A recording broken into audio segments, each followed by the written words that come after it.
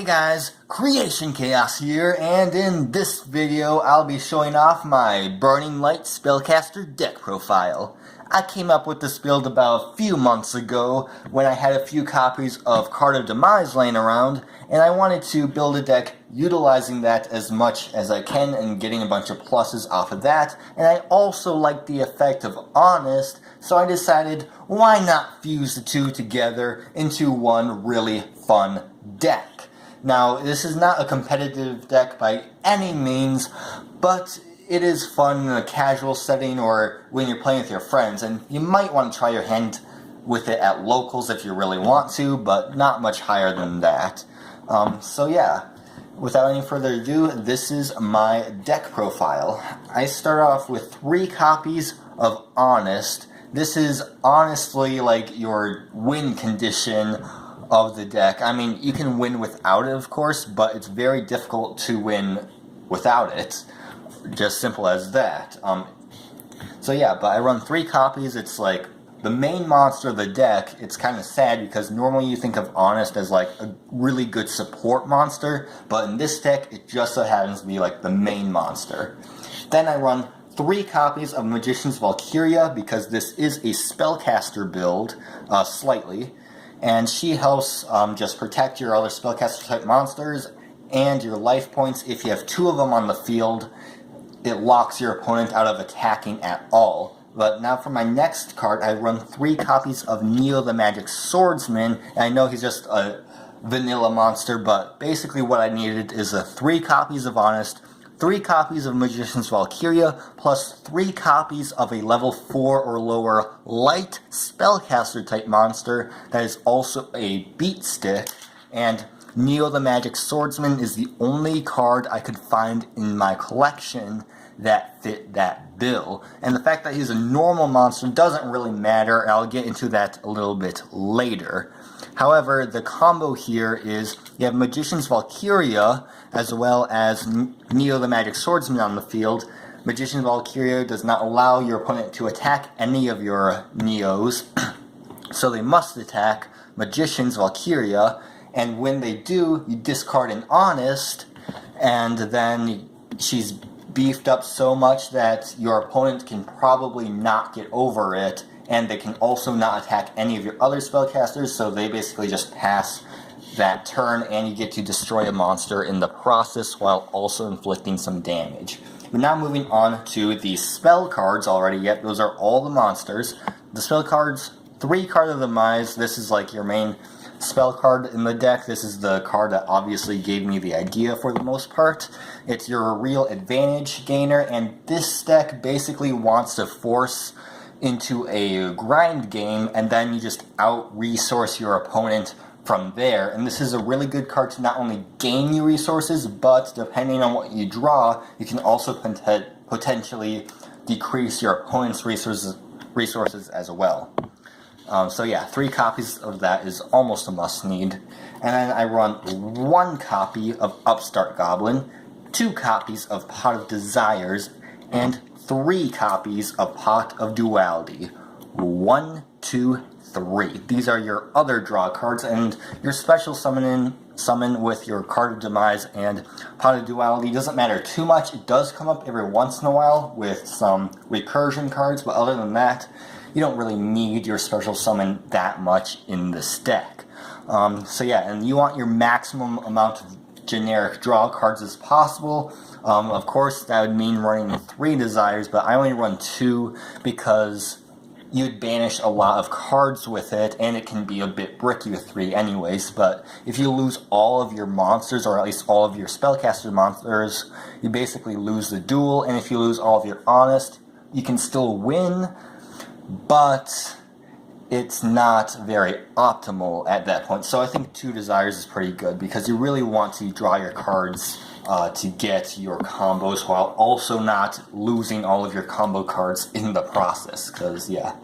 And now for recursion spells, we have Monster Reborn and Soul Charge. Pretty standard stuff for any deck that wants to run a bunch of monster recursion. And the thing with Honest is that you can bounce him back to your hand once he's on the field during your main phase, And the good thing about that is that when you summon him back with like Soul Charge or a bunch of them back with Soul Charge, you can just throw them right back into your hand to reuse them, because you only get 3 honest, and you might even banish some off of Desires.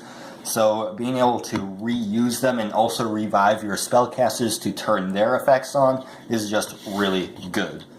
Then I run 2 Magician's Right Hand and 1 Magician's Left Hand to round off the spell cards. This is like the control aspect of the deck. They require a Spellcaster type monster to be on the field, so that's another reason why you run Spellcasters. And Right Hand basically negates the first spell card that's activated each turn and destroys it, and then Magician's Left Hand is the same except for traps. And I think 2 and 1 is a good ratio, at least for me. You can experiment with 3 of these, you can experiment with 2 of these, or whatever. But I think 2 and 3 is pretty good, otherwise it gets a bit bricky with this. And yeah, it's just a good control aspect of the deck, and that's why you need those Spellcasters. Now moving on to the traps, we have 1 Solemn Judgment and 3 Solemn Strike. So yeah, this deck really needs the negation that these cards offer, and it's just saying no, you're done with your turn, my turn now, is basically what it does half the time. Really good to get that negation. I don't run Warning because then you start to run dangerously low on life points at that point. Then I run 2 Torrential Tributes. I only own 2. Would I run 3 if I had 3? Probably not, because you draw it at pretty unoptimal times half the time. But basically, you want to go first with this deck, and if you do go first, you would set one of these and not summon a monster, especially if you don't have an Honest. So then when your opponent overextends, you activate it, and then they lose all their advantage. And again, you want to take away your opponent's advantage as much as possible and maintain your own. So I have 3 copies of Heavy Storm Duster. This is essentially a +1 in the form of spell and trap removal. You activate on your opponent's turn, you don't have to worry about losing your battle phase, and yeah, just destroys 2 spell and trap cards. Really good with Demise. And then I run 2 Magic Drain. This is really good in tandem with Magician's Right Hand. Basically, they'll see the right hand on the field, and they'll be like, okay, I'll activate this not so needed spell card. Alright, negated, destroyed, whatever. Now I activate my real spell card. Well, then you flip one of these bad boys, and boom, they're out of luck. Oh, well, unless they have another spell in their hand, but then it's still a 1-for-1, and they lose more resources. Anyways, really helps with the grind game. I would not run more than 2, though, because it doesn't always help too much. Then I run 3 copies of Stormy Mirror Force. I almost called it Mirror Force Storm, but it's not called that at all. And I run this one instead of the other Mirror Forces because, well, with Drowning, you can't protect your monsters with it. And then with regular Mirror Force and Burning Mirror Force, it destroys the monsters, which there are a lot of monsters that have destruction immunity. And then, of course, with Quaking Mirror Force, Lynx are immune to it. And so, yeah, I think this is the best way, battle trap-wise, to protect your monsters and just getting rid of your opponents. So yeah, it can be pretty devastating to your opponent at just the right time. Then I play 2 copies of Back to the Front. I should not be saying that so enthusiastically because I only own 2 and would probably run 3 if I had 3, but I only own 2, so therefore I run 2. And this is again another recursion card to get back your Honest or your Spellcasters to turn on those hands again. And just, yeah, you might just want to run 2 because it can get clunky with all of the recursion effects in your hand when you don't have monsters in the graveyard. So 2 might be just fine for you. I personally would run 3 if I had 3, but yeah, other than that, you don't need any other recursion cards.